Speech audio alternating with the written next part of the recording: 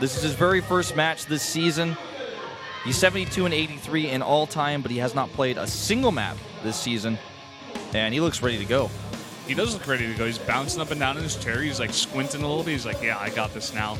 It's his first game here, so he's got to be a little bit nervous, but he is going up against Creator, one of the best players for this Prime team, and he's definitely got some pressure on his shoulders, especially because his first game. Yeah, and his opponent, Creator, has just so much energy these days. He's looking really solid, and he has a lot of experience in the booth in StarCraft, too. He's been playing since the beginning. He's played against greats. He's played against giant names in StarCraft 2 and taken them out. So when it comes to experience in SC2, I feel like Creator's definitely got the much bigger...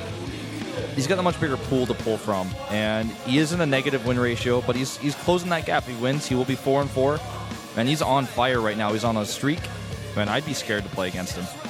I mean, he's got those eyelashes where it actually looks pretty dark, but it's just because of his eyelashes. Not like there's any makeup in there, but it just makes him look a little bit more evil. Yeah, certainly does. Looks like we're ready to jump into our very first game between Action and Creator, Zerg versus Protoss on Frost.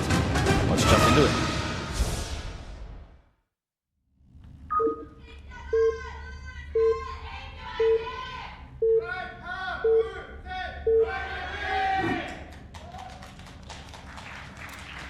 LTA는 SK텔레콤. And to start things off, down here in the bottom right, the red Zerg for KT Rolster. This is Action in his first game. Looking pretty ready. And to the bottom left, in the blue for Prime, it's Creator. So far looking focused, not ready to go into his Sith mode. He hasn't reached into his dark side just yet. He hasn't killed enough Zerg units just yet. He hasn't gotten angry yet. He feasts on the blood.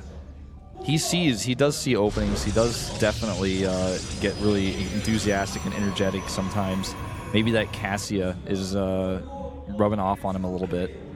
These positions right now for a Zerg player against a Protoss who takes a fast third are really frustrating because it's really easy for the Protoss to defend that third. If the Zerg player wants to attack, he has to go around the watchtower and then loop around. If he wants to attack through the Bridge of Doom down to the south, he has to attack into a choke point, which is never going to be where he wants to attack. He's going to get cramped in there, and it's just going to be a rough attack to make. So only time will tell if Prime's Creator is going to go down that path to the fast third base, or if he's going to change things up and be aggressive on two base, because he's definitely been changing up his style quite a bit this season, being more aggressive, cannon rushing, proxying, things we've never really seen from Creator before in Wings of Liberty or in Heartless Swarm. And I love that. He came actually into this new tournament for him, and he did a bunch of new different stuff for his style, and he's really trying to change himself up. He's trying to become more to the dark side. He's trying to get that evil force inside of him. He wants to, feast more on the blood of his enemies rather than just, being on the light side, doing good for the whole of the planet. Yeah. You went you took a leap there, but... I went leaps and bounds ahead of what you were thinking. We have a double hatch for Pool, for Action on the other hand, who's actually denying the forge placement here for Creator, and this is really, really frustrating. He does eventually start it in his main base because he knows that he needs to get that forge up in case there's an early pool, and he doesn't know his opponent's pool timing, so he can't just ignore this like he would have done if he realized it was a double hatchery before pool.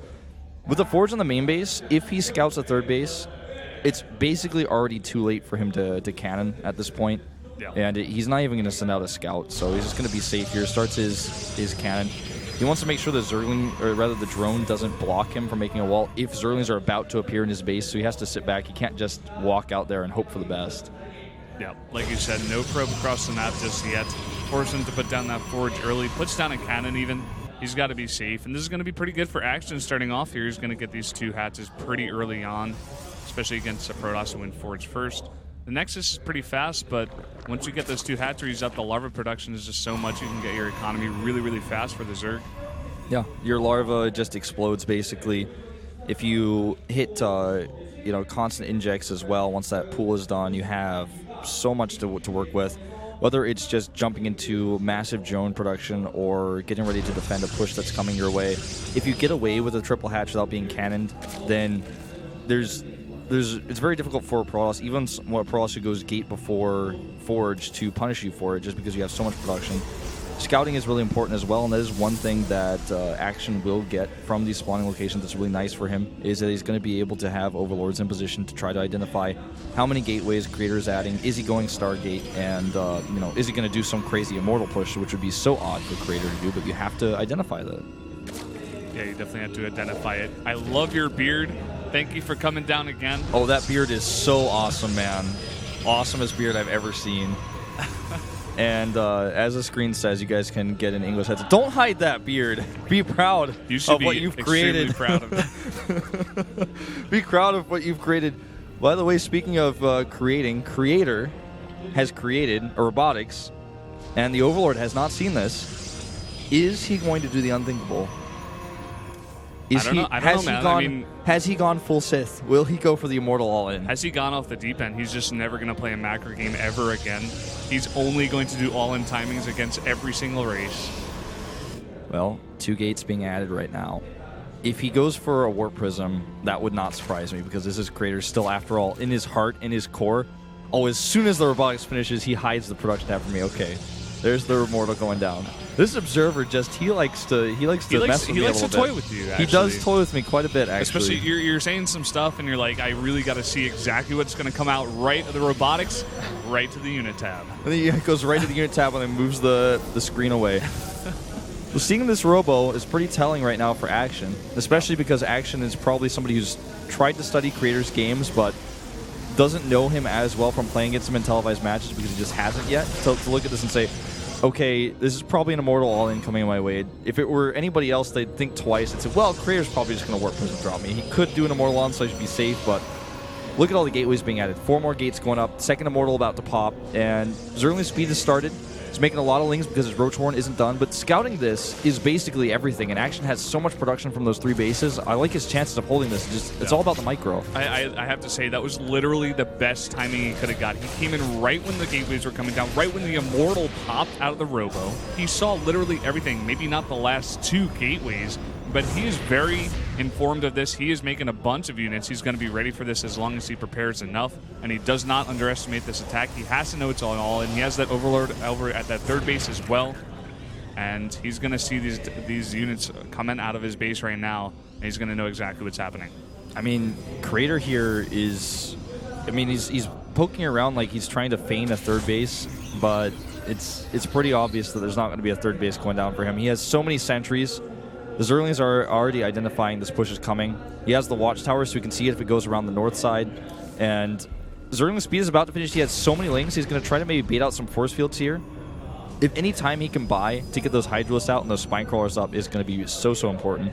Yeah, he really needs to buy his time. We've seen successful Zergs that hold off these push. They buy themselves a ton of time. They go for counterattacks. They draw the army all the way back. They try to do stuff like this. They don't get their roaches caught by a bunch of force fields, although that is a lot of energy used, but he has so many sentries, it's not going to do much. He's going to go for the counterattack right now, but it looks like Creator's just going to move across the map. Gets 1 sentry here. That's a good trade. Also going to get the Stalker. But like you said, 5 force fields for 2 roaches is not really the best trade. Here we go. This engagement is everything right now. Creator has a forward pylon, which means he can use his Warp Prism to lift up the Immortals and save them. Meanwhile, a counterattack is happening at his natural. This base has been evacuated. All the drones up here on the high ground. He's going to just sack it. And that counterattack is starting to look a little bit more scary. Creator doesn't have any Warp Pins at home. His Mothership Core's not here either. Yeah, this is 100% all-in. He's not defending that counterattack at all. That natural right now is just being demolished. There are no probes left at that second. There are 2 sentries up the top of the pylon wall. Yeah, the pylon wall is a nice touch. I like this, but he can only buy him a little bit of time. Eventually, those Zerglings will break through. And, I mean, look at how desperate Action is to hold. He's got his drones up there. He's got his lings. He's just trying to get a few more Hydralisks out. He's going to try to kill this Nexus to not only eliminate Chrono Boost, but also some of the supply here for Creator. Creator walks up the ramp. Double Time Warp goes down. The Immortals in the back doing so much damage. The drone's falling instantly here. But the question is, does he have enough? That's a lot of Zerg up at the top of that ramp, Brendan. That's a lot of Zergs, and the Queen's transfusing on the Spine Crawlers that are going down with those 3 Immortals that are untouched in the back. It looks like the Zerg army is going down. He's pulling drones as well. This is not looking good right now for Action because those Immortals are still alive. They're still tanking that roach damage. And mostly the Hydras really at this point. They also activate that Hardened Shield, and this is looking like Creator might be able to push through. It's all about the reinforcing Zerg units. The Zergling's starting to come back from the natural, and the Immortals are surrounded. They're starting to kite. Where's the War Prism? It looks like it was targeted down. Will he actually hold? It's starting to look like he very well may. One warp in being made right now, and it's not looking good for the production of Creator. It looks like, actually, at the end of the day, Action, with all that production, will be able to push this back. What a crazy hold. He was just barely able to hold that. You guys can look at the supplies right now. 47-38 at 12 minutes into this game. Creator has stabilized on one base, and if you look at the drones right now for Action, it's only at 20. He's going to have to really drone up hard here. I mean, Creator still has a ton of those production buildings, but he just doesn't have the minerals and stuff to back it up, and it looks like Action wants to get a little bit aggressive here. Yep, and he's just going to make sure that Creator can never retake his Nexus while droning at home. One thing Creator does have going for him is he has that one observer that spots how many drones are being made, how many attacking units are being made. He's going to lose his Cyber Core here. And if he loses the Cyber Core, he can't make any more sentries, which means if those 3 sentries at the top of the ramp fall, there's no more force fields. And this means no longer is Creator playing a defensive game. He's playing a game where he's just going to die. I mean, he's actually not just trying to defend to eventually take Nexus, but he's like trying to hold on for dear life. Yeah. I mean, Action is just going to be able to hold his units down here, and it's going to be really hard for Creator to get out of his base. He's going to be stuck on one base for a little bit here. Warp Prism is spotted. He instantly targets down with 2 Queens and 2 Hydras. Goodbye, Warp Prism. That's another loss for Creator that he cannot afford right now. You could see Creator's face on camera a few minutes ago. He was just looking so frustrated as he realized that his push was not going to work, and it was just that production. He was so close, and he didn't have as many force fields as he would have liked. He was so close to breaking through. He killed so many Harvesters. But just, he didn't have enough, and he was fighting up a ramp. The Zerg Concave was there. So many extra Queens added for Action. Yeah. I was saying before the fight actually happened, Action has to really respect this push, and he did. He lost so much, but the counterattack at the same time did so much damage that even though he lost so much, he was still able to come out ahead because he just respected it. He fought with, you know, over probably 40 drones and still stayed alive, and that's really what he needed to do. This push is going to come out of Creator, but it's kind of lackluster. You see a ton of Hydras and Lings up at the top, even with the Spine Crawler. Spine Crawler's there as well, like you said. 3 Queens, and Creator really lost this game by that counterattack because he didn't have enough warp-ins. He didn't have enough reinforcements to actually make the push work. I think at the end we saw that one like silly Zealot warp-in that looked just so sad. He tries to save this Immortal. Looks like he will save the Immortal and the Stalker, but it's just a small, tiny victory because he's not going to be able to push up the top of this ramp. Not with that Concave, not with that many Hydralisks. The force fields that he has are limited, and even the force fields he has are not really going to be useful against 18 Hydralisks. With that range, with that DPS, no way. And even with that little Zerg run by there trying to pick off those 2 units, he bought himself another minute there.